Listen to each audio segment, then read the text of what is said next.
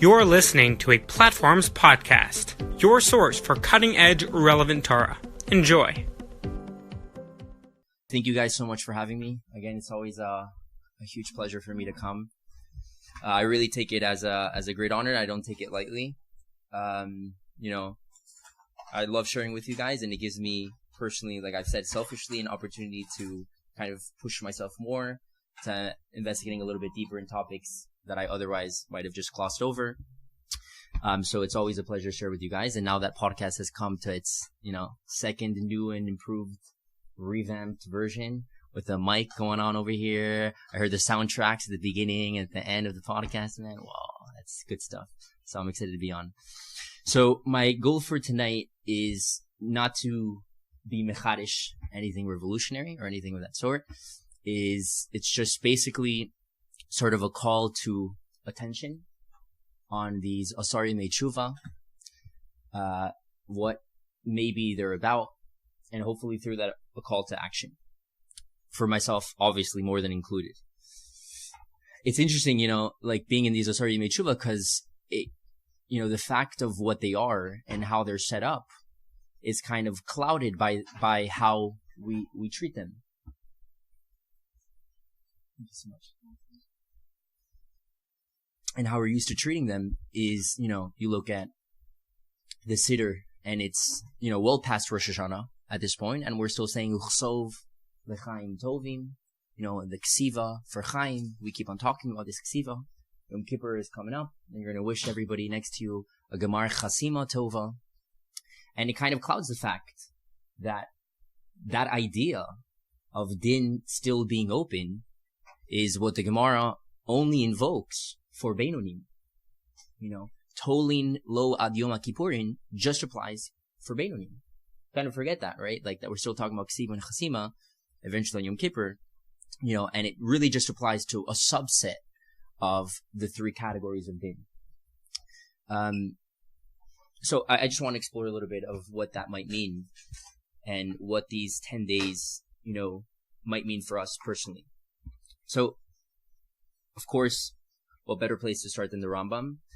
I mean, it's amazing, especially when you go through some of the Gemaras in Rosh Hashanah and Yimay. You go through these Gemaras and you see that, all of these concepts of Din are so scattered all over the place, and he really just compiles them all together and consolidates them into one unified approach, which sometimes is a little bit difficult to see, It's definitely not straightforward, especially Hilchos Teshuva I've been breaking my head. It's really, really difficult, but sometimes there's okay to see a little piece of his overall model, and it's really an amazing thing what he does. So anyway, let's begin.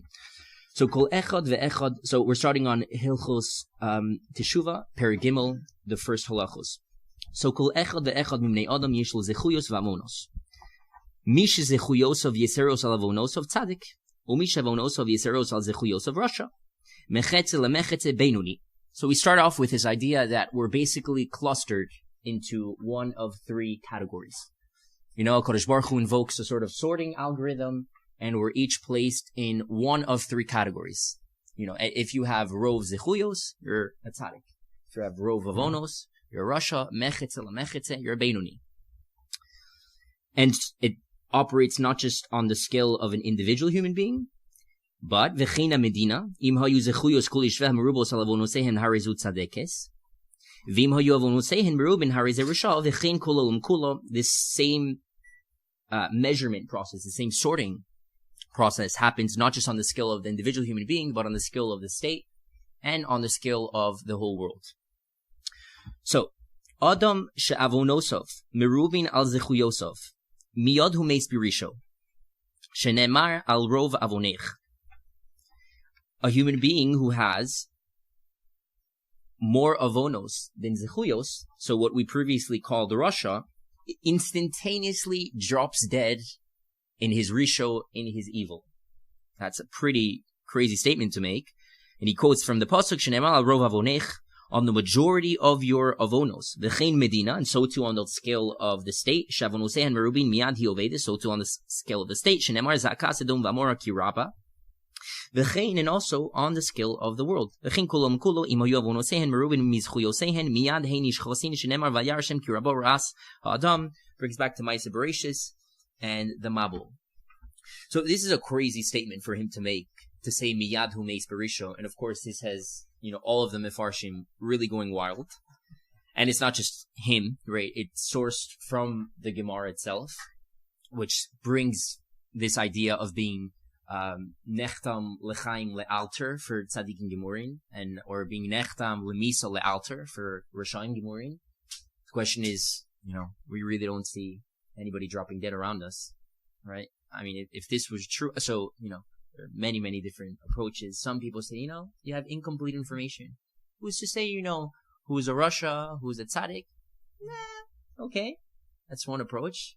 Has some difficulties. I mean, I think I can say with some certainty, certain people are definitely Rishon Gemurim, right? Hitler, Machshmo, right? I think certain people we can agree on that I wouldn't be dan lekaf schus, And so too, and you have extremes on the presentation of approaches. You have, for example, the Ramban that says, really this entire din is just absolutely bedafka operating on Olam Hazeh.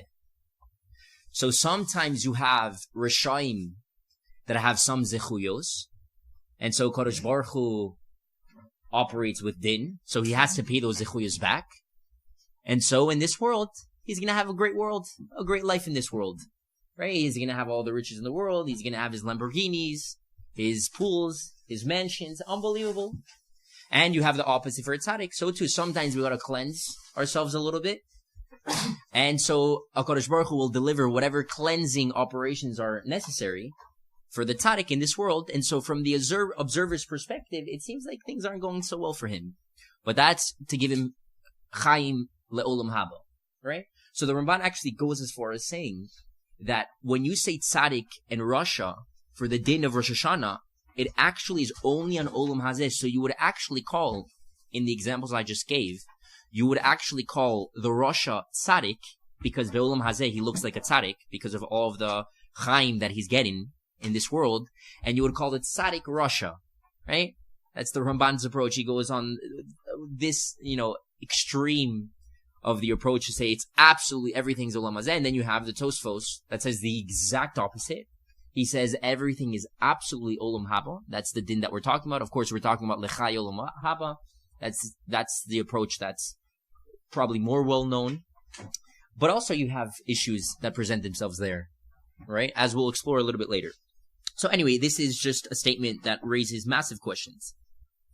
So let's continue. V'shikul ze eino lefi minyan hezechuyos v'avonos. So this shikul that happens, it's very important to note that it's not according to the count of zechuyos and avonos, ela lefi godlam, rather according to their greatness. It's not quantity, it's quality. Yesh zechus shehi keneged kama avonos. There is certain zechus that is keneged kama avonos. Shenemar ya'anim savo davar tov. V'yesh avon shehu keneged kama zechuyos. And the opposite is also true. Shenemar v'chote echad yabe tova harbe. Ve'ein shoklin elo bedaito shel el deos v'hu yodeh he'achorchin hazechuyos keneged avonos. And of course, this measurement cannot happen except in the mind of God, and only He knows how to set up this measurement process. So, off the bat, there are two massive chidushim in this paragraph. Chidush number one is this idea that the shikul that's happening, the din, that he later is going to bring as the din that we use on Rosh Hashanah, is not measured objectively. How do I know that? Because he says, zechuyos keneged avonos. There are some zechus that is keneged kama avonos, and there is some avon that is keneged kama zechuyos, and only Kadosh Baruch Hu knows how to measure those two against each other. So you grab the zechuyos of a human being, you measure it against his avonos, and that's the din. Which is just a massive chiddush to say that. I don't think we appreciate what a chiddush it is to say that, because I like giving this little example, but picture you have two people. Person A has this crazy genetic predisposition to being just a lunatic, a raging maniac. He has a serious temper problem, Every time his wife just contradicts him in the tiniest bit. He starts throwing plates left and right, shattering them all over his house. You know, he just goes nuts. He loses his mind every single time, and he can't help himself. Poor guy, you know, he was born like this. And on the opposite extreme, you have person B, who is chill as a cucumber. You know, nothing phases him. Anything that comes his way, you know, it's all the same. Nothing takes him off his track. He's just great. Just great. Now imagine you have person A one time in the year, you know, his wife upset it, and instead of throwing 14 plates, shattering them against the wall, he only shattered one cup. You know, he grabbed that cup, he just shattered it, and that's it. With all the willpower in the world that he mustered up, he was able to stop himself there. And you have this other guy who had this, you know, massive, just, you know, reckless dude cut him off in the middle of the road, almost killed him. And, you know, he just grunts. This guy, he grunted, you know. And maybe person A, if you measure his zechus according to his avonos, that means more than person B when you measure his avon against his zechus. Why? Because his zechuyos of person B don't mean as much. And the zechus of person A means a lot. Because you're measuring it within the context of this human being or that human being. So it's a massive chiddush to say that the measuring stick is you. So all these cliches, you know, you can never judge another person. You never know how they are. They're actually technically, halachically true. And that's how he ends, right? We don't know. Nobody can do this judgment process of measuring zechuyas keneged avonos except bedaito shel kel deos. Nobody else can do that. How would you know how to measure it against each other? How would you know how much each action means? And that brings to the second chiddush, which is lo lefi minyan. It's not according to the count of actions. It's according to el lefi gadlan. It's according to the quality. He introduces this new dimension in the measurement process, which is that actions have a quality to them. So, like we just invoked in the examples we just brought, right? The fact that an action can mean more than another action is his chiddush. So for person A, you know, his action of holding himself back can mean more than the other dude's action of being chill as a cucumber for the whole year and grunting, you know? Even though objectively speaking, if you were to measure these objectively, obviously they're different. And, you know, obviously person B outruns person A by miles, you know? Of course, so these two chidushim are simple, straightforward. Even if you think about them, they're pretty intuitive, right? Like, if you think about how else would it be if we're talking about a real din. I mean, it's obvious, but it's just an amazing chiddush that sometimes we overlook. So number one, you are the measuring stick. And number two, there's a sort of fiber to actions. There's a sort of fabric that actions are built of that actually matter a lot. And, you know, that mashal of fabric the Ramchal uses when he reads the Gemara of Yepashvish b'ma'asav, that a person should do pishpush b'ma'asav. He says pishpush b'ma, you know, he differentiates between shimshush b'ma'isa and pishpush. He says shimshush is the actual categorization of, are my actions good or bad? Pishpush, right? It sounds like you know, it's tongue twister. Pishpush, you actually look at the good actions and you don't sort them as good or bad. You actually have to examine the fabric of those good actions. You know, and he literally used that mashal of as if you were expecting, you know, your cloth, your clothes. You know, what fibers make up the thread that make up this shirt? You know, you inspect it like that. So this other aspect, which is this dimension of how much an action means. What is it built of? So, and this leads directly to the next halacha, which seems to be kind of a non sequitur here, which is kol mi shenicham al mitzvos she'asa. Anybody that regrets the mitzvos that he did, v'soho al hazechuyos, ve'omar belibo, and he says in his heart, umahu alti basiyoson. What benefit did I derive from doing them? Halevai lo asisosan. If only I would have saved myself all that time, man. I've been doing other stuff. If only I wouldn't have wasted my time with that junk. Harize ibedis kulam. He loses all of them. Ve'ein mazkirin lo shum zechutz ba'olam shene'emar ve'tzidkas hatzadik lo satzilon b'yom rishon, like the pasuk says, and the tzidkus of a tzaddik, the righteousness of a tzaddik, will not save him on the day of his rishon. On the day of his rishus, it will not save him. So the Gemara, and this he quotes directly from the Gemara with some word changes. The Gemara says, "What do you mean? Poor guy, this guy. Let him be. How should he be? So the first part of his life, he did mitzvos ad blidai, and this is the second part of his life. Okay, no, he doesn't want to do mitzvos anymore. Okay, so it should be half-half. Nope. And the Gemara goes out of its way to say, no, ein ze ela betohe ala rishonos. It only really applies when somebody is tohe al harishonos. The Ramban brings this Gemara betohe al harishonos in his Perush on the Chumash in Ma'aseh Bereshis to explain the word tohu. Tohe al harishonos is tohu, same word. So in that Perush, he defines tohu and vohu. We just define them both as chaos. It's chaos.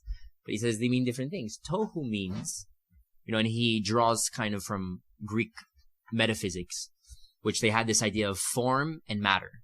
So matter is just this, pure potential, the material that ends up making this stuff, but without form, it's just kind of this clump of potential, which once it's arranged, once it takes on its particular form, it's actualized. Kind of. The physics terms that we use today don't directly map onto them. Kind of. Although there is an aspect of potential, but our concept, like the Greek concept of potential, extends beyond just motion, which is the potential that you're talking about. Anyway, there's much more to say about that. But anyway, so tohu is the potential of things, and that goes well with our idea of chaos. Chaos is just the pure substrate with all of the options that it could turn into. It's kind of our idea of chaos, right? This kind of like unorganized clump of bare bone material. And then vohu is the actual form. So together, the coupling, the marriage between form and matter makes the Greek concept of substance.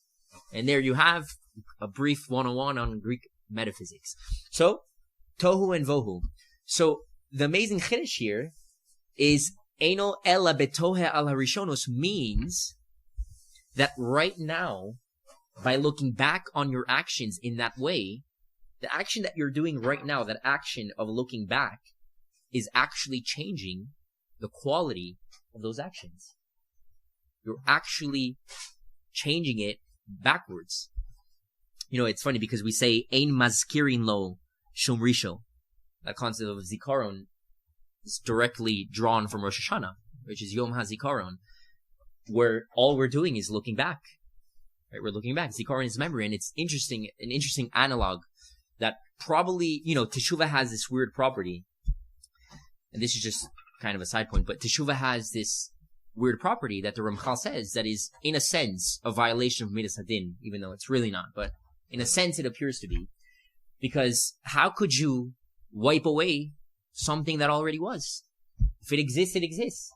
It's stored irrevocably, seems, in the past. How could you change something that was? It's a part of the way things are. How could you change that? That's a violation. Midas Hadin is, things are just as they are. By the way, I just realized this here. Just is justice. Right? Just is literally dafka. And you have them all in Spanish, you have them in French. Just, which is justice, is dafka. Dafka this. Just, Midas Hadin is dafka. It's not more, it's not less, it's dafka this. Right? So, anyway, it's just a crazy thing to say for the process of looking back on actions, to say that there's something that you can do to transform the past. There's kind of this retroactive causality, this backwards causality that is happening. Usually we think of cause and effect as, the causes, the things that you're doing now have effects in the future. And this is the opposite. The causes that you're doing in the future have effects on the past. I mean, right? It's just a violation of any notion of dafka, of Midas Hadin, and just how things naturally are, right? So it's this amazing chesed that HaKadosh Baruch Hu gives to us. And the analog of where we see this in our own lives, I think, one of the most straightforward analogs that we see that is in the concept of memory itself. Memory is probably the most immediate sense that we have of backwards causality, where literally, I mean, this happens biologically. I mean, through a process called memory reconsolidation, but looking back on the way that you look back on the memory changes the memory itself, changes how you store the memory. So, and this is, I mean, there's been a ton of research done on the fragility of memories, especially when they happen at the beginning, before they've consolidated, that's the term. And where if you ask a person to be an eyewitness to a certain case, you know, you were just here, can you recognize this? Their memories will actually be formed by the information that you're suggesting to them.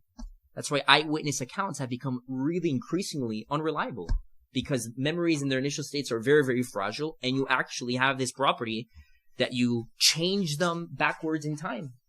Now, it's not actually backwards in time, right? But memory is the sense of the past that we carry with us. So it's a cute analog, it's a cute analogy of that concept that we have with Teshuva and Yom HaZikaron itself in the day of our own memory. So anyway, all that to say that in this case, it's the exact inverse of that. It's the opposite, where you're looking back and you're regretting it. So you're also having backwards causality. You're also invoking Yom HaZikaron, in the sense, the Zikaron, that property of Zikaron, of memory, for the bad. Right? So Eino ela betoh ela rishonos are actually uprooting the form that those actions had, and you're making them something. You're hiring the entropy. You know, tohu is a high entropy state, disorganized. It wasn't what it was. You just removed the form. So let me quick. Yeah. Tohu is the building blocks itself, just completely unorganized, and bohu is what again? The form. The form when it is formed together. So the combination of those two things is called substance. But a form, think about form as the extra, like, just to put simple terms, like the form, this wallet is made up of certain materials, leather, this little plastic piece, and other forms like that, right? But it also has specific shape. It also has specific color.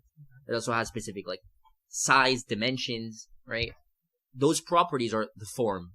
The things that make it actual. The pure raw material, which is the matter, is the potential, right? So you only encounter things in that combination. But if you're going to speak abstractly, you can kind of divorce both of those things. So when we say tohu is chaos, right? It's not really. According to the Ramban, no. According to the Ramban, no. Tohu is chaos. Tohu is pure potential. Vohu is form. Now, even if you think about it in any process, there is the process by which form inhabits potential, actuality, and anytime you change something, that's what's happening, right? That's the Greek concept of change. Sorry for getting a little technical with this, but with this will end that train of thought. But, you know, this has, so to speak, the potential to be in a different position. And I'm constantly, what change is doing is shifting something that wasn't, which is this bottle here, into something that is, and something that was into something that was only potential now that I can restore. Anyway, that's the concept.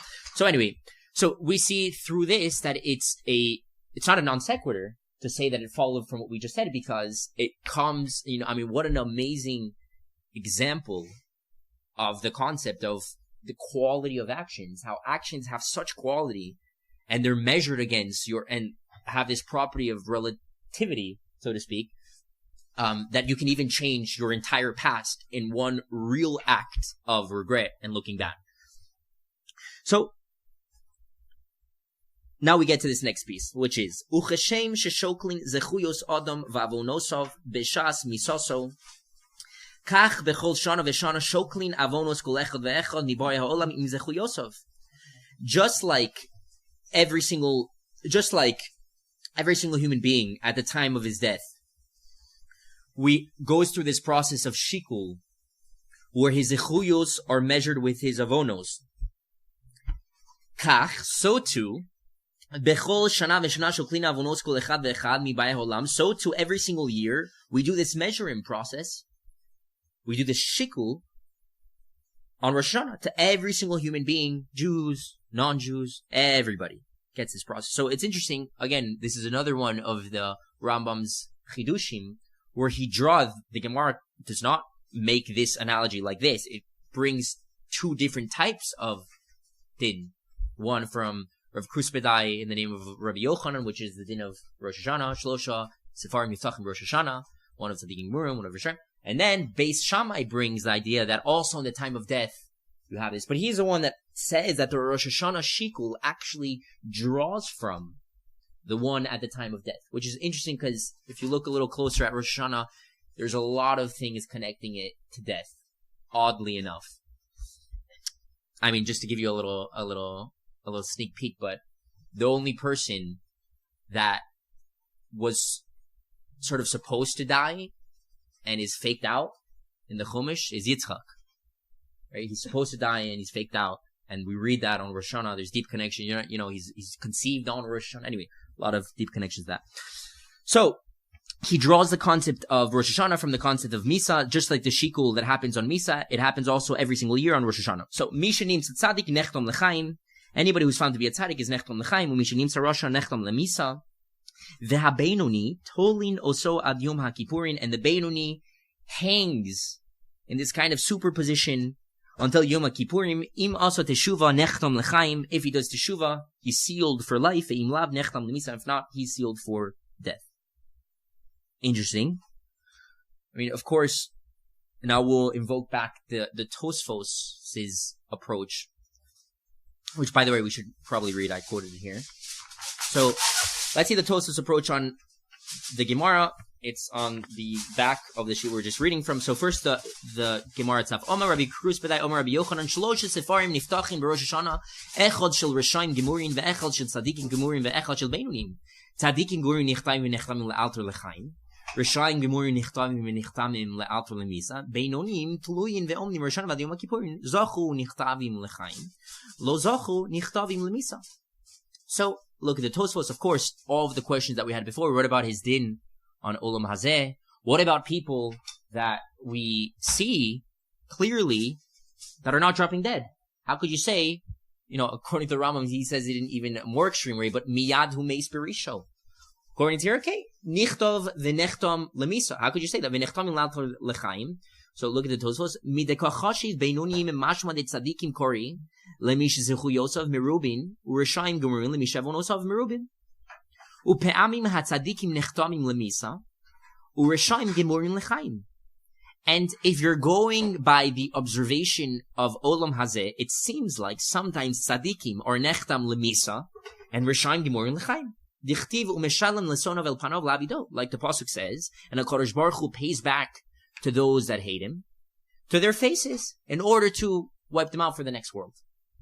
Damrina mesof perakama dikdushin, like we say in Kiddushin, Mishisichu Yosov Merubin Mavonosov. So according to our definition, this guy's a tzaddik. Dome can appear to the observer. Kemishisaraf Iskula Torah Kula. Veloshir Mimeno Osachas can appear to the observer like this guy must have been a horrible dude. This guy probably burnt the whole Sefer Torah, didn't even leave one letter of that Sefer Torah. That's what it appears to any observer. Right? The tzaddik appears like that to the observer based on his din and Olam Hazeh. And the opposite, V'avonosov Merubin Mizichu Yosov. And sometimes you'll have the Rasha, according to our definitions, the exact opposite, which is it appears to the observer based on all of the riches, all of the amazing life that he's getting, he's receiving in this world. It would appear that he, kept the Kola Torah Kula. Not even one letter did he leave out. And so, of course, he's obligated to say, we're talking about Chai Olam Haba. Okay, it's a really nice approach. The two main questions that come up, especially taking into account the Rambam's idea that, Rosh Hashanah happens every single year, and it borrows from the concept of Misa. So, number one, what would really be the purpose of remeasuring a person's state every single year if it's for Olam Haba, if for sure you're going to have a shikul before they die? Right? Just wait for the death, dude. Like anywhere they're going to die, right? You got to pass death before you go to Olam Haba. Can't go to Olam Haba before passing death. Okay, so then that shikul for sure is going to happen. So then what would be the point? What's the significance of measuring Olam Haba every single year? Right? And number two, what happens with all of the dinim on Olam Hazeh? When Rosh Hashanah, look at the tefillos, open up your machzor. It's clear. We say, mi bachenek, who's going to become rich, who's going to become impoverished, who's going to die, and what kind of death, all these kinds of things. But this world, this year, yeah, everything. So how do we explain that? The Gemara goes on to describe how we work with these allocation of resources. What if you do teshuva, the difference between a tzibur and a yachid, kodim gzardin, achar gzardin, all of these distinctions. Olam has a judgment. What happens to that? So those are the two main questions on the Tosfos. Again, it's a nice approach. There are many different approaches, like we kind of hinted to in the beginning. All of them, I think, are incomplete by themselves if you just grab the skeleton, but I think there's a nice way of consolidating them. So, a second question, besides for the question on the Tosfos here, that emerges on the Beinoni concept is like this. So, these 10 days, for some reason, it's not enough to just judge them on Rosh Hashanah. You give them an extra 10 days as if the whole year wasn't enough. Like you just got, 365 years from the last one, or 355 years from the Yom Kippur. So let me give you an extra 10 days. What about if at the end of that you give me an extra 10 days? Like, why don't you just go ad infinitum? Like, why would that regress ever stop? And more than that, especially if he's a Beinoni. What if at the end of those 10 days, he's still a Beinoni? What do you do then? Do you give him extra days? Totally low ad, I don't know, Sukkos? What's going on, man? Why just not continue forever? And if you're going to continue forever, obviously, it seems like there's a little bit of a problem with what we're doing, so just remove the whole thing. Seems like it would be, a little bit more consistent. It's kind of strange. And of course, if you're medayik on his words, he says something even stranger, because the Gemara says that Rav Chesed, that the pasuk brings, speaking about HaKadosh Baruch Hu, means that any Beinonim that at the day of their death is judged as a Beinoni, HaKadosh Baruch Hu tilts them Kalfi Chesed. He tilts the scale in their favor. Because he's Rav Chesed, if you have half-half, I'm more Chesed than I am Din. So, half-half, if I'm more Chesed, then I'm going to make the judgment more Chesed. I'm going to make more Din. Be medayik on the words here. Look at what he says. The Rambam takes the exact opposite. The default isn't Chesed. Look at what he says. Also ad Yom HaKippurim, im also teshuva nechtam lechaim, ve'im lav nechtam lemisa. So it's only if he actively goes out of his way to be more than what he was, to be Osa Teshuva, that he's Nechtam L'chaim. If not, the default is Misa. So, okay, the Rambam found some way out of the regress, out of the infinite regress, of what happens if he's Beinoni. He doesn't allow for that, but instead of doing the default, for the side of Chesed, he kind of, lets them drop for Misa. What's going on, Rambam? Come on. Alright. Now, if you want to see something strange, look at this next halacha. Now, it's going to need a little bit of concentration. We're going to have to go through this whole paragraph, and then we'll parse it. So, afal pi she'tekiyah shofar b'Rosh Hashanah gzeres hakasuv, even though the tekiyah shofar on Rosh Hashanah is a gzeres hakasuv, remez yeshbo. There's a reference, an allusion that we can derive from it. Kelomar, as if to say that the shofar is telling us, Uru yeshenim mishinaschem, v'nirdomim hakitzu mitardei maschem. Everybody, all you sleepers, wake up, guys. V'chapsu b'masechem, search through your actions. V'chizru b'teshuva, return in teshuva. V'zichru borachem, and finally remember HaKadosh Baruch Hu, your Creator. Elu hashochachim. So these people that are sleepers are the people that forget es ha'emes behavli hazman, that forget the truth and the futilities of time, v'shogim kol shenosam, v'hevel vorik, and they mistake their whole year in just these futilities, these things that mean absolutely nothing. Asher lo yo'il lo yatzil, that gives them no ultimate benefit, no ultimate life. Habitu lenafshosichem. Guys, come on, look into your souls. Ve'itivu darchechem, straighten out your paths. U'malechem v'yazov kol echad mikem darko hara'ah, Leave out the bad paths. Come on. And thoughts that aren't good. Okay, so this is the remez. Sheyesh b'shofar. Wake up, you bunch of sleepers. It's a call to action. It's a wake-up call. You guys gotta wake up. That's what the shofar is alluding to. Lefichach. Therefore, tzarich kol adam she'yireh atzmo kol hashana kula ke'ilu chetzio zakei vechetzio chayev. Because of what we just said, then a person has to see themselves the entire year as if he's chetzio zakei and as if he's chetzio chayev. V'chein kol olam. And remember, this operates at different scales, so also the entire world. Chetzio zakei vechetzio chayev. Chatoched echad. If he's chote one chet, hari cheres atzmo v'skolam kulu lechav chola. The gorm lo hashchos. He destroys himself and the whole world. Also mitzvah achas, the opposite. Hari yichrias atzmo v'eskol olam kulo lekaf schus. The gorm lo v'lohem teshuva v'atola. One good action can save the entire world. Shenemar v'tzadik yesod olam zeh shetzodak yichrias kol olam lischus v'hitzilo. That's a nice concept. How the heck is that a lefichach? What? Forget about the fact that you're putting them in the same halacha. I mean, lefichach? Ding, ding, ding, ding, ding, ding, ding. Like, come on, man. Like, what? He's trying to tell you, dude, come on. Therefore. What do you mean, therefore?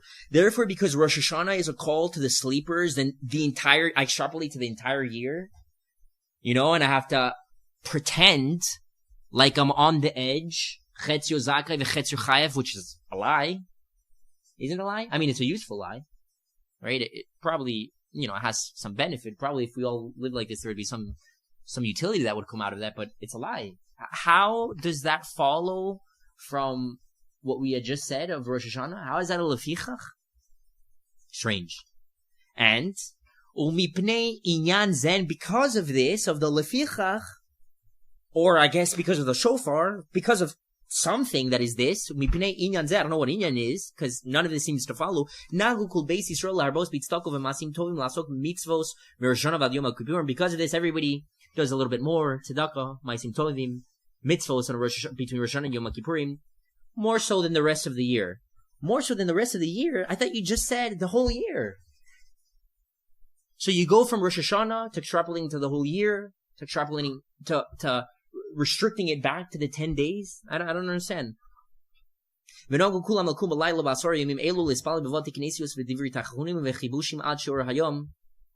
accustomed to wake up during the night of these days, to daven a little bit better, till dawn of day. Okay. Super strange. You guys agree? Mm-hmm. So I think we have 3 outstanding questions at this point. Question number 1, how do we understand Tosfos? The 2 main problems with Tosfos is, why the heck would I need an Olam Haba? Judgment every single year. Plus, the day of a person's death. I don't know why I would need that. Number 2, where does Olam Hazeh fit into that? So that's question number 1 on the Tosfos, which branches off into 2 questions. Question number 2, which is, what do we do with the regress of the Beinoni? If you're giving him an extra 10 days, give him more, especially if he's a Beinoni at the end. The Rambam somehow solves that, but I guess he solves that by going counter to what the Gemara says, that in Chetzio Chetzio, you tilt Kalfi Chesed, because the Pasuk says V'rav Chesed. Okay. Question number 3, how the heck does... And we'll partition this halacha dalet onto 3 pieces. Piece 1, which is the whole piece on the shofar. Piece 2, which starts with the lefichach. The person has to see himself as chetzio chetzio. And number 3, we play inyan zeh. Okay, is that clear? Any additional questions that we've raised so far that I forgot? No? It's good. Okay.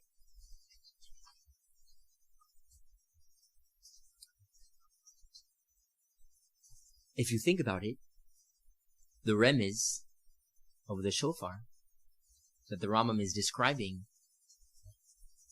is solving what problem?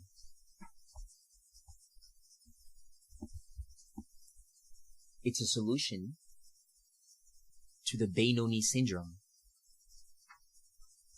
Why do I say that?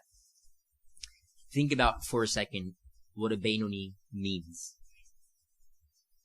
A Beinoni means, again, taking into account all of the building blocks that we set up about the measuring stick is you and the quality of action. A Beinoni is somebody who doesn't mean that he doesn't do zechuyos and avonos. He will do zechuyos and avonos. But he does them basically haphazardly. Meaning, he's governed by the circumstance. Sometimes, for the Beinoni, the circumstances come his way to his benefit. Sometimes he's inspired. Sometimes he's in a good environment. Sometimes he has people around him elbowing him to do the right thing. And he happens to perform a lot of zechuyos. Amazing. And at the same time, when the conditions aren't so well, when the environment isn't so conducive towards that kind of thing, he does the opposite, more avonos. And so he goes on waves. Sometimes the environment and, everything outside of me drives me towards zechuyos, sometimes towards avonos. But the main aspect of a Beinoni is he has the property of what in stats is called regression to the mean. He continuously regresses towards the mean. Meaning, mean means average in stats, right? So sometimes you'll find one data point that is away from the mean. Sometimes you'll find a zechus here. Sometimes you find an avon here. But in the whole, as you continue to see the script of his year run, all of those waves average out. And if you were to draw kind of the average slope, slope is rise over run, how much he's either increased, decreased. He has periods where if you grab snapshots, he increased, went up. Sometimes he went down. The average slope, 0. He didn't really move. He keeps on regressing towards the mean. He has this property that he regresses towards the mean. He averages out. Because the quality of his zechuyos match the quality of his avonos, which is what? Whatever, dude. Alright. Okay, I'll do this now. Yeah, that sounds good. I'll help you out, man. Yeah. No, dude, I'm tired. I'm tired today. Same thing, right? The quality of his zechuyos match the quality of his avonos. So if we're taking the fabric of the action into account, the quality of the choice, right? Presumably, of course, into this equation of the quality of your action comes in how much choice was exerted here, how much intent, right? That includes intention, that includes, the vision of what you were trying to accomplish. It includes all of those things. Those are all properties, functions of choice. The choice aspect, the choice function that a Beinoni executes is the same, both for zechuyos and avonos. He averages out. He regresses towards mean. Which means, basically, he's sleepwalking throughout the whole year. If for whatever reason he happens to do something good, he removes himself from that mean, it's because he happened to fall into this circumstance. He's sleepwalking. He's governed. He has no real self-governance, no true autonomy. He averages out. He's the Beinoni. Rosh Hashanah and the shofar, and specifically the remez of the shofar of Rosh Hashanah that the Rambam is talking about, is talking to whom? To the sleepers. It's addressing the Beinoni syndrome. Tzadikim Gemurin are not sleepers. Even Rishayin Gemurin are not sleepers. They know very well where they're headed towards. They have a clear, focused, vision in mind that they're executing. So does the tzaddik. So does the Rasha. Both. The only one that is sleepwalking through his life is the Beinoni. The Rambam is saying that the shofar is addressing one remez of the shofar is addressing the Beinoni syndrome. Wake up, dude. Come on. Lefichach tzarich kol adam shiriatzmo kol hashana kulo ke'ilu chetzio zakai vechetzio chayav. Because it's talking about the Beinoni. Lefichach. And look at the amazing thing. How he frames this position of being in the Beinoni state is the exact remedy to the Beinoni syndrome. right? Because on Rosh Hashanah you discover that the whole year you're a sleepwalker, therefore, realize that throughout the year, when you're Chetzio Zakai and you're Chetzio Chayev, or at the very least, you're looking at yourself that way, be aware that everything matters. I mean, it's the exact opposite of the Beinoni syndrome. The Beinoni syndrome is, I was good yesterday, man. Or I was bad yesterday, so what does it really matter?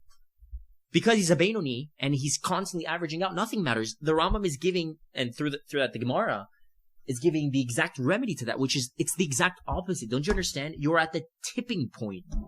Every single moment is the tipping point. It's the cutting edge. You're literally at that border that distinguishes you between everything and nothing. Literally, right? Those are the options that are in front of you in every single choice that you make. It's the same setup. Both of them are Chetzio Zakai, Chetzio Chayev. One of them reads it in a literally opposite manner. And of course, this brings back the insight of why we have to assume that we're all vulnerable to the Beinoni syndrome. How come? Look at this crazy Gemara. Brachos, hey, it's the back of the two-sided page. Oma Rabba. So I didn't quote the whole Gemara, but it basically says that tzaddikim or yetzer hatov shoftan, and it says Rishaim tzaddikim gemurin yetzer hatov shoftan, Rishaim gemurin yetzer hara shoftan, Beinonim half. Have two judges, and it quotes a pasuk that clearly speaks of the judges of a person. What's ruling a person are two, or in plural. So it derives the Beinoni is ruled by both the Yetzer Tov and the Yetzer Ra. And so Omar Rabba kigon anu Beinonim. He's talking to Abaye and says, "Oh, like if you and I here are both Beinonim." Abaye says, "Are you kidding me, man? Lo shavik mar chaya lechol bria. If you're a Beinoni, what the hell is everybody else? If you're a Beinoni, you left literally no life. You just killed everybody, man. Congratulations. You literally signed everybody's death warrant. It's crazy. Why'd you just do that?" Of course, it has nothing to do, even if you're at the Maila of Rabbah. You're still vulnerable to the Beinoni syndrome. Why? Because, remember, who is the measuring stick? You. By definition, you can never default into being a Tzaddik Gomer. By definition. The moment you default, it's regression to the mean, it's averaging out, you just become a Beinoni. Because the standard that was applied, which is now your defaults, your standard, your mode of operating in the world, that becomes the new standard. And the moment you default into that, you're now a Beinoni. Congratulations. Because it's zechuyos keneged avonos of a human being. So Rava could actually say, I am vulnerable to the Beinoni syndrome. Even though, if you were to measure anybody objectively against Rabbah, obviously, lo shavik mar chaya to anybody. You didn't leave room for anybody's life. But if it's relative, everybody is vulnerable to the Beinoni syndrome. And of course, that's why you literally have to treat every single moment as the cutting edge. Every single moment is the tipping point. You're not pretending. If it's not the tipping point, it's the Beinoni syndrome. You have two options. Either it's the tipping point, either you're moving away from that average, or you're averaging. You don't have another one. You can be moving away for positive or moving away for negative, but you can't average out. You know? So it's not a joke that we're saying. We're not pretending, Chetzio Zakai, Chetzio Chayev. No, because your standard just became recalibrated to what you achieved. And the moment your standard, is now recalibrated to your operating mode, your default mode, then you have to see yourself as on the tipping point again. And every action is going to tilt you one way or the other. And if not, you're averaging out. So what we're saying, what the Rambam is bringing is the chiddush of the Beinoni syndrome. And umipnei inyan zeh nahagu kol beis Yisrael larbos b'tzedakah v'masim tovim v'lasok b'mitzvos Rosh Hashanah v'ad Yom Kippurim, etc., etc., etc. Because of that, because you have to assume that everybody's vulnerable to the Beinoni syndrome, everybody has to take the Aseres Teshuva as demands for responsiveness. We have to. Everybody's vulnerable to the Benoni syndrome, or everybody at least can be vulnerable to the Benoni syndrome. So, what are we doing with these 10 days? It's amazing. What is the Benoni? And it's important to know that the Rambam here doesn't even bring his din of Dirshu Hashem Behimotzo, which is that in the 10 days, HaKadosh Baruch Hu is more present, is more easily available. And so he says, Teshuva, and he says this in the second parak. He says, Teshuva v'tzaka yafa leolam u'v'asara yamin shebena Rosh Hashanah le'yom HaKippurim hi yafa beyoter u'miskabeles hi miyad shene'emar dirshu Hashem behimatzo krohu b'yoso krov. Brings that in the second parak. Again, the fact that there are times of Teshuva doesn't necessarily imply that your din as a Benoni has been extended. Your din as a Benoni, you can be a Tzaddik Gomer or a Rosh Gomer, even though pragmatically, you always have to treat yourself as vulnerable to the Benoni syndrome.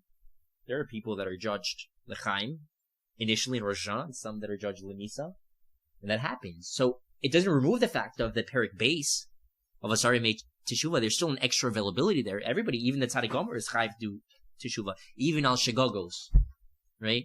Still chayiv to do Teshuva. Still an opportunity. How could you have a tzaddik or Russian at this point? Every Russian, every tzaddik are all Benoni. Nope. Practically, you treat yourself as vulnerable to the Benoni syndrome. Every instant you're vulnerable to that. But if you grab the conglomerate of a person's year, you can still have people that have net positive slopes, net negative slopes. So it's the net total? It's not Rosh Hashanah? Well, it's the net, yeah, for sure. It's the Zechuyos Keneged Avonos. So what do we see to the profit there? Okay. So, how do we solve the Tosfos' problem? Wait, before we get to that, let me just finish this thread of thought. Which is, for the Beinonim then, whose judgment is extended. Who on Rosh Hashanah, we see they're averaging out, they're vulnerable to the Benoni syndrome. Why give them an extra 10 days, judge them on the spot? And why don't you suffer the problem on Yom Kippurim of them being also Beinonim? And why does the Rambam not judge them not give the option of this average category, but just default is Lamisa? Because what is the Kodesh Baruch Hu saying? He's saying, look, I know you guys. I created you, right? I know you have this tendency of regression towards the mean. I know you guys will average out. I know most of you, literally by definition, are going to average out. That's what average is. Literally, I know that for a fact, right? I mean, it's what your nature demands for you to average out. I understand that. Doesn't mean you're a Russia. I understand that. So what's your problem? What's the Benoni syndrome? You can't be consistent. You get these very short-term moments of inspiration and vision and drive and direction, and you can't keep it going because then the opposite force inhabits you, and then just like there was that positive net, now there's that negative net. That's your problem? Okay. So you can't be consistent for the full year. What about for 10 days? Can you be consistent for 10 days? And we'll use that as a representative sample for your whole year. Your din for Chaim or Misa will grab those 10 days, use them as an analogy for your year on a smaller scale. Okay, so then, I literally created this structure for you, so then you have to respond, right? And look at how nicely the Lechem Mishnah addresses this problem of the Benoni. So he says in Source Vav, Im also teshuva nechtam, im lav nechtam lemisa, ve'im tomar kilo also teshuva, amai nechtam lemisa, ha-mechetz al-mechetza. That's our problem, right? And he quotes the Gemara, V'rav chesed, that says, V'rav chesed, ma te kalfi chesed. Should be tilted towards chesed. Why is the default misa? Kvar tirtu beze, ve'hecho de lo also teshuva, havu avon echad nosav al havonos. Mishum de ve'elo sar yomim shel teshuva, hu chayev lasvus teshuva, ve'im lo asa hari avon echad nosav al havonos. It's a very nice way to present that, right? But it's, you know, he presents it in the technical language, which is, yeah, but you had an extra chiyuv of teshuva and you didn't do it here. So that tilts you for the negative. Right? But if you broaden that conceptually, it's an amazing idea, right? HaKadosh Baruch Hu is literally giving us this amazing opportunity. Fine, I won't look at your full year for the Gzar Din of Chaim or Misa. I won't look at it. I understand your problem. What about these 10 days? Will you allow me to use them as a representative of your year? Show me that you're trying. Show me that you care. Show me that you have an interest. You don't have an interest? Lemisa. Because you're literally slapping me in the face. I'm literally giving you this amazing opportunity on a gold platter, and you're slapping me in the face by neglecting it. So of course it's Lemisa. I mean, this is the Beinoni solution. And you're telling me that you want nothing to do with it, and you want to continue your Beinoni ways. Okay, Lemisa. Of course. How else could it be? So anyway, it's a very cute way of presenting that the Siyas Teshuva is the extra avon that tilts to Misa. So, back to the Tosfos. So, notice again, I'm going to make this diuk, and I'm not sure of the full ramifications of what this diuk has, but it seems to me that there's something here. Both the Gemara and the Rambam make it very clear that the Beinoni does not become a tzaddik or rasha. He's still a Beinoni that was nechtam lechaim or nechtam lemisa. So it's an interesting, like, it's not that you now switched categories into the tzaddik or the rasha. You're a Beinoni that was nechtam lechaim or a Beinoni that was nechtam lemisa. Practically speaking, again, and we'll say what I think that this din, how to unify the aspects of Olam Haba and the problems of the Tosfos here, but your din as the state of human being is still a Beinoni that happened to tilt himself towards Chaim, so we will operate with you in Olam Hazeh lechaim, or the opposite lemisa. So, my understanding of unifying these approaches of Olam Hazeh, Olam Haba, why would you need to be judged Olam Haba? I literally had this chiddush when my company announced their earnings report, and they had this like audio conference, and I was listening, and in the earnings report, saying, you know, how they had done this past quarter, they gave new projections for next quarter. You need your Olam Haba state to define the projections for this year. So, and that's how you unify. I mean, the Maharsha basically brings this out. But he basically says that you can have people, for example, a tzaddik, who is nechtam lechaim le'olam haba, according to the Tosfos, who in this world has to die. Because hein bigdoshav lo yamin, like HaKadosh Baruch Hu says, I can't trust even my most faithful servants, right? So, like the Gemara in Chagiga says, I take them young, so that they don't even have time to become corrupted. Sometimes HaKadosh Baruch Hu is nechtam l'misa in this world for the sake of chiyus in the next world. So you could have, and this the Maharsha brings out on this Gemara, you can have a person that's nechtam l'chaim le'olam haba, and his din in this world is he has to be taken early.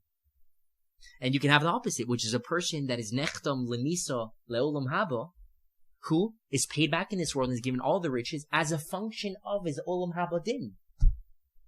Is that kind of clear? So the projections, which are the resources allocated to you, the potential that is given to you for this upcoming year, right? The range of options that are going to be made available to you. Those are a function of what you are. In the same way that when you have earnings, which measures the state of your company today, you also have new projections that are based on those earnings. So you have that actual state, lahavdil, you know, you have that actual state that Olam Haba say, what are you? What ultimately are you? And in function of that, we can move forward with projections. So what can you be based on what you are now? Does that kind of make sense? So my projections, let's say, l'chaim, and therefore I take that and I want to utilize that how? Like I have a projection, right? My Olam Haba is X. Look, let's put it down to earth a little bit. Okay, we agree that sometimes let's say, all the riches and long life and all of the amazing Olam Hazeh benefits for a person could be the worst possible thing that happened to them in context of Olam Haba. Okay. So then, let's say a person is sealed to have that. Now, Kodesh Baruch Hu knows this is going to ruin them. Vaishman Yeshun Vaivat. I always think about like a cow, because the Gemara kind of says like a cow kicking, you know? And you kick, you know? He got fattened. Vaivat, and he kicks. You know, you don't want a God by your side anymore. That's it. You're independent. Okay. So a person whose wealth, riches, chiyus and Olam Hazeh is going to ruin them for Olam Haba, that might be the projections of this year for that human being. And so because he was done to be a Rosh Gomor, Miso le Olam Haba, we're going to give you Chaim and Olam Hazeh. Some projections for this world. How do we actualize? How do we move forward as a function of your Olam Haba din? It's your Olam Hazeh din. But it's a function of your Olam Haba din. It has to be. So your projection on Haba will then... No. I'm using the word projection to say Olam Hazeh, how we're moving forward in this world. And I'm using the earnings to say, what are you? Earnings is the state of a company at that moment. What are you? What ultimately are you? Okay, so and in function of what the answer to that question, what are you ultimately in Olam Haba terms? Now we can generate, well, what are the projections for this world as a function of that question of what are you? Is that a little confusing?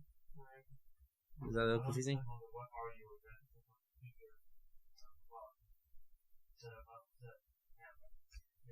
Again, so remember the example that I just gave. So the person is a Rosh Gomor. The person is done to be Rosh Gomor B'Olam Haba. HaKadosh Baruch Hu says, what do we project for this person in this world? All the riches in the world. But that's going to ruin that person. Exactly, because he's a Rosh Gomor. The projections for this world of a person becoming a multi-billionaire is the worst thing that's going to happen to him. But that's a function of him being a Rosh Gomor. HaKadosh Baruch Hu is going to give that as his projection on Rosh Hashanah, as a function of him being a Rosh Gomor. Yeah. That's Misal Olam Haba, right? Being a multi-billionaire in this world, for that specific person, HaKadosh Baruch Hu knows, is Misa Olam Haba. Right? You agree?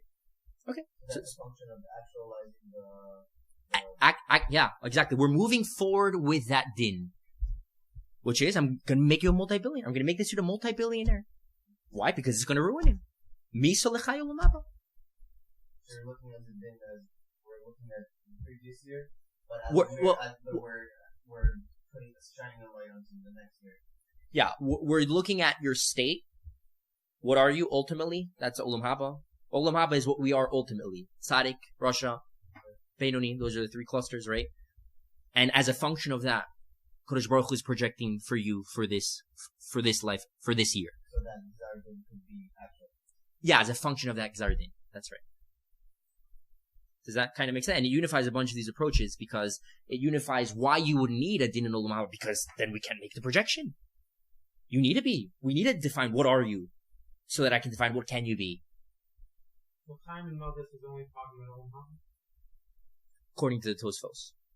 Again, I'm explaining the Tosfos' approach and how to reconcile it with this aspect that we know, which is number one, the din is necessary because we have it every single year. Why would we have it? Number two, how do we incorporate the Olam Hazeh judgments there? That's what I'm coming to explain. So, okay, sorry guys, I know it's been very late. Let me just finish real quick. Do we have like 7 more minutes? Is that cool? Yeah? Okay. Okay, 7 more minutes, guys, promise. But first off, we wrapped up all those questions, I think, right? So we answered the Tosfos questions. We answered the Beinoni infinite regress. We answered the connection between these 3 pieces, right? The whole thing is talking about the Beinoni syndrome. We're all vulnerable to it. How do we deal with it practically and then on the level of din? Okay, now I wanted just to end with the Mesilas Yesharim as kind of like this was all conceptual, kind of just like a practical move forward with, I mean, again, grabbing what we said, trying to implement it into our life. It's important. I mean, these 10 days are a desperate call for our attention, for our actions, for our mindfulness, for, being present with what's going on. It's an unbelievable opportunity. It's the Siyas Teshuva, that's the extra one that tilts the balance. We have to respond to it. Dear Sheshem B'Motzo. So, I'm just going to give some practical advice that the Mesilas Yesharim brings, who's very, very practical throughout the whole Mesilas Yesharim. If anybody hasn't read it, I would highly, highly recommend, especially during these days, to give it a quick gloss. Well, probably not quick, but to read through. So he says, look, he uses his lashon at the beginning of his sefer in describing the heroes. He uses, this intensely strong lashon of describing one of the main tactics of the Yetzer Hara and one of the main solutions. And I think it's very applicable for what we've just described. And in general, like I don't recall him using this kind of strong language anywhere else in the book to this degree. So, like this. This thing is one of the strategies that the Yetzer Hara employs. I obviously just cut glosses of Mesilas Yesharim to bring out this idea, but basically he's talking about how we're always overloaded with the things that are happening around us. And so it's a strategy that the Yetzer Hara employs for us to forget about the big picture. So that we shouldn't have any time, any space left to contemplate about the big picture. Or to see, what ultimate path am I walking on?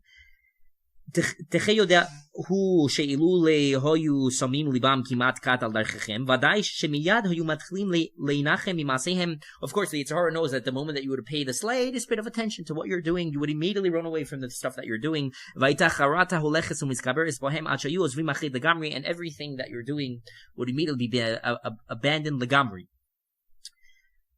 And we see this tactic of increasing the workload, increasing the details of day-to-day life to have you forget about the big picture, embodied in Paro himself. When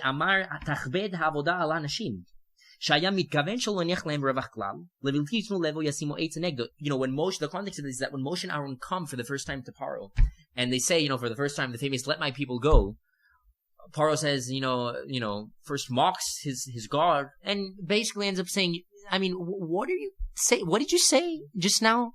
It literally sounds like you guys have way too much time on your hands to start thinking about these great plans for Geula, these massive visions for Yetzias Mitzrayim, for Chag Bamidbar. What the heck are you guys talking about? So what is his response? Up the workload. So clearly he saw that what was missing was more workload. Contemplating big picture, how am I attacking that? Up the workload. Literally the Yetzer Hara embodied.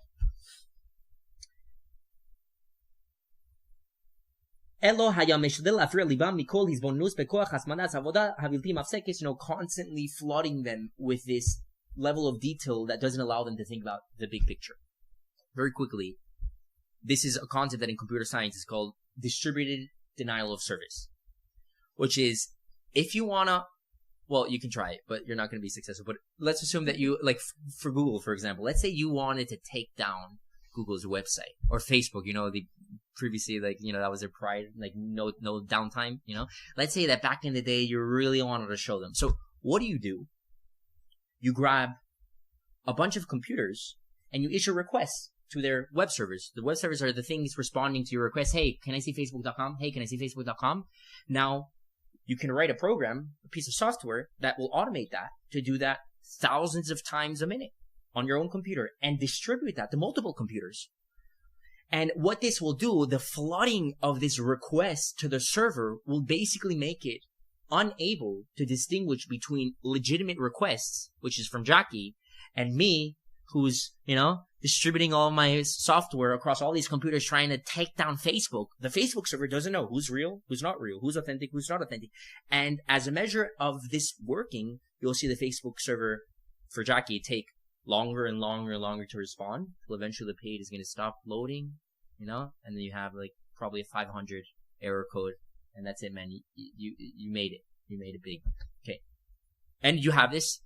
This is a famous psychology problem, which is the cocktail party problem, which is you're flooded in a cocktail party. Imagine all of the stimuli that's going around you, music, chatter, bottles clanking together, all this stimulus. And then at the same time, you're able to focus on another person. It's a crazy feature of our attentions that we're able to direct it and literally tune out everything else. But because our brains are highly capable of pattern recognition to recognize Jackie's voice, frequency, tone, etc., and tune out everything else, the Google servers now are increasingly more sophisticated and able to detect one of these attacks and now. But that's basically what the Yetzer Hara is doing. The Yetzer Hara is giving us a DDoS attack, which is what? Distributed denial of service. Every round you request, attention. What do we think? So what do we do, man? We work the whole day, we learn the whole day, and then we're like, after like months of learning the whole day, we're like, oh God. Oh, okay. HaKadosh Baruch Hu. Oh, okay. Oh, that's what I'm learning for. Oh, okay. There's connection, vekus. Oh, okay. After months of learning, you're doing that every single day. But you're bombarded by this Masechta. I'm gonna do this Rambam. I'm gonna finish Mishnah Berurah, Yomi, Chumash, Nach, everything. Boom, boom, boom, boom, boom. Resources, relationships, work things, gym, shower, eating. You waste your whole life on that. Those things are important, but you forgot about the big picture. Why are you doing all of that? What is it all for? Come on, man. Don't let the DDoS attack work on you. That's what the Yetzer Hara does. That is the number one tactic. The number one solution that he presents. A person is obligated to be medaktik and to measure out all of his ways every single day. Like, these great businessmen that have the accounting, a perfect P&L chart for all perfect balance sheets kept to the T, calibrated every single day for exactly every last penny that they lost or that they gained. You